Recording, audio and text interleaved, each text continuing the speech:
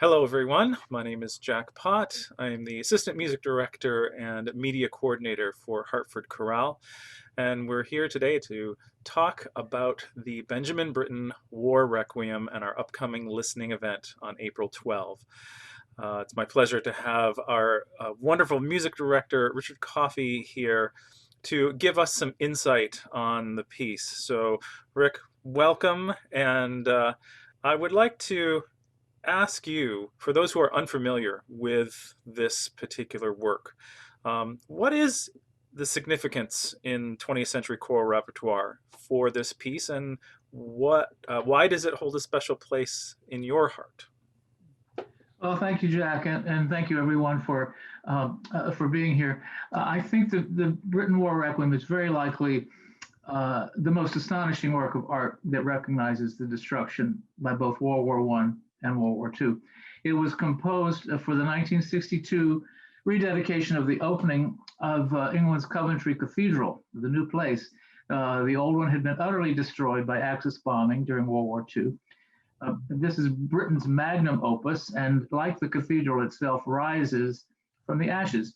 In fact, the still very modern looking cathedral literally rises from those ashes, in that to enter the cathedral, one must walk through the ruins of the old ones. It's a shocking and stunning experience. I've done it.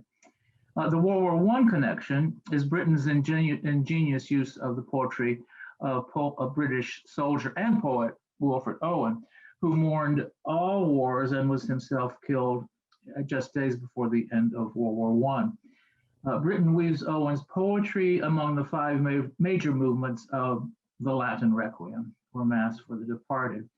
It is monumental in its construction, a soprano soloist and large chorus, and this is the Hartford Chorale's role, of course, sing the movements of the Mass itself. And there are two male soloists cast as soldiers, competing sides of the war, and they sing Owen's poetry. A children's choir is also involved, very significant in its symbolism of innocence, and then to top it all off, there are two orchestras. So there's kind of the scope and impact of War Requiem, and we talk about 20th century. I think it's going to hold that same place, perhaps in the 21st century.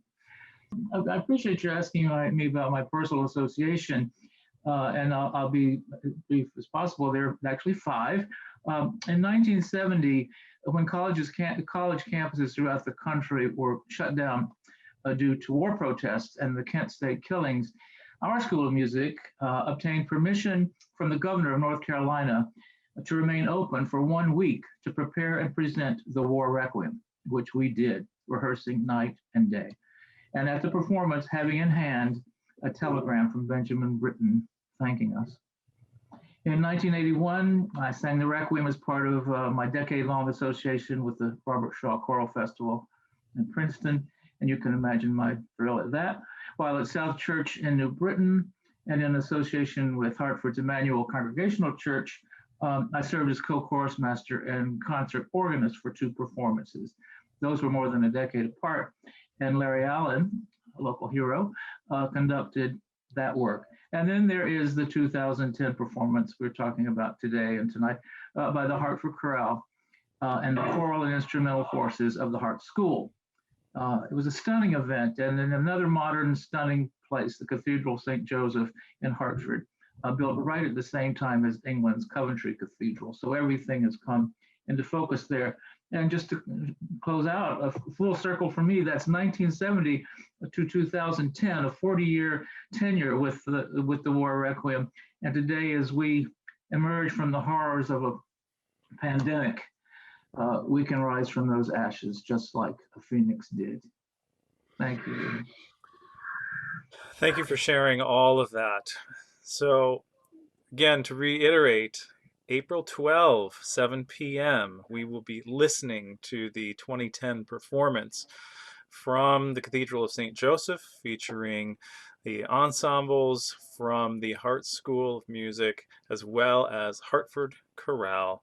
And we can't wait for you all to join us.